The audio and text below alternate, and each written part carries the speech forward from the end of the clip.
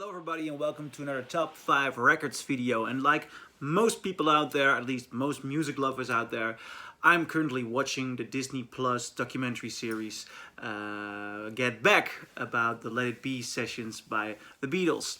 And it's sometimes a bit of a boring documentary, to be quite frank, and sometimes it's very interesting. There are moments which give us great insight, and although they market this as a documentary to say that the Let It Be sessions or the Get Back sessions were not a session with full of fights, I do think that you can see that these are 4 individuals actually on the point that they want to go their separate ways. You can see it in the fact that John Lennon needs to feel protected by having Yoko Ono by his side constantly.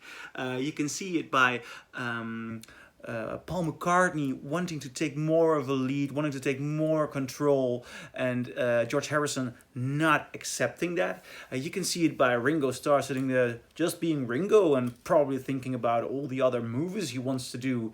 They are gonna put me in the movies. Well, it's right, he wanted to be a film star and made, by the way, a very nice Western, Blind Man, right after that period. Nevertheless, it got me wondering, is it such a problem that the Beatles were on the point of going to move their separate ways? And I think not. They started to have their own ideas about songs and about recording, and it got to some brilliant albums. And it got me wondering, what are the 5 best Beatles solo albums? So not albums they did with another band, so no Wings records here, but the 5 Beatles solo albums. Well, here's my list. And on number 5, I'm gonna put this record, Flaming Pie by Paul McCartney. I think this is a masterpiece. And it is for mostly one reason. This album, this record, it's fragile.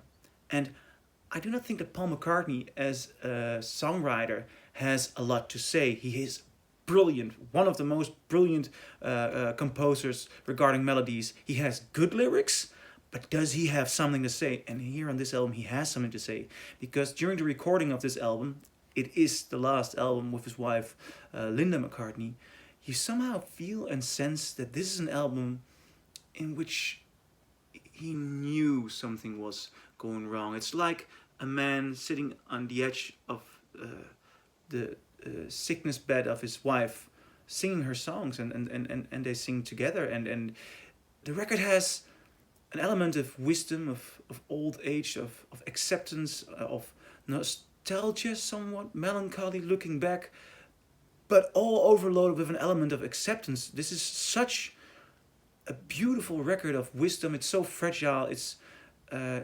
tearjerker, but not in a sentimental way. I mean, Paul McCartney can get sentimental. This is a tearjerker, but not in sentimentality. It's in intimacy. And that makes this such a beautiful, beautiful, intimate record. Please find it. And you'll be blown away by the integrity of it, really. The number 4. John Lennon's Imagine. Not his first solo album, but this is one of his best, and it's a beautiful record. I mean, I love the title track, of course, but there are also songs on this album which you can already hear him playing and trying to put into the Beatles. For example, Jealous Guy, which had a different title in the Get Back sessions, Cripple Inside. There are so many good songs, and they deserve to be out there, but they just could not get out there with the Beatles, and that's one of the reasons why Imagine is such a good record. This is finally John Lennon getting to the point where he wanted to be. It's intimate, it has great melodies, it has good lyrics. This is a brilliant classic record. The number 3, quite a heavy record, so everybody already knows which one it is. George Harrison, All Things Must Pass. What can I still say about this record? It is 3 pieces of vinyl. It's very long, but it is completely authentic. The elements of music, its atmosphere, it goes into a complete own direction, and you can hear that George Harrison needed air to be able to get to this record. You might say it's a bit too long. I don't know. If you just sit back, relax, and get into this vibe, I'm sure you'll love it. It is a masterpiece. The number 2 on this list, McCartney's debut album, or first album. McCartney, which is somewhat of an odd choice, because this is, I mean, I can imagine people thinking it's an odd choice. This is not McCartney on his grandest, biggest, wings-like, not his poppiest. This is McCartney on his most experimental. It contains a lot of home sessions. For example, Lovely Linda. What I really like on this record, Maybe I'm Amazed. Maybe I'm Amazed has such a strong power. It's such a genuine love song which starts intimate. It has melody. It has a force to be reckoned with. I truly love that song, and I truly love this album. It is McCartney in a way you normally do not hear him. In my opinion, his best solo album. Which brings us to the number 1 spot. And an album which I even think challenges lots of Beatles albums. It is the Plastic Ono Band by John Lennon. This is so good. You notice on this album all the tension that came with being famous, working with the Beatles, but also his childhood traumas, feeling abandoned, the death of his mother. This is actually John Lennon going into therapy and finding a new way of writing about his problems, about what was going on.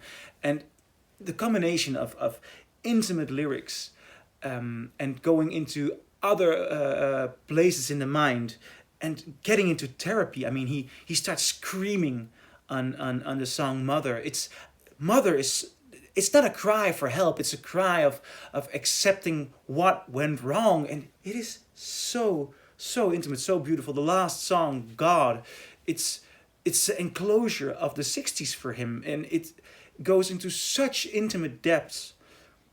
I think this contains some of the best songwriting ever. It's a brilliant album, and in my opinion, definitely the best solo Beatles record. And before I end this list, because these are masterpieces, but how can I forget Ringo? Well, it's easy to forget Ringo when all the other band members made masterpieces and Ringo did not make masterpieces. But Ringo did have fun, so I'm gonna give a special notice with this album, Ringo.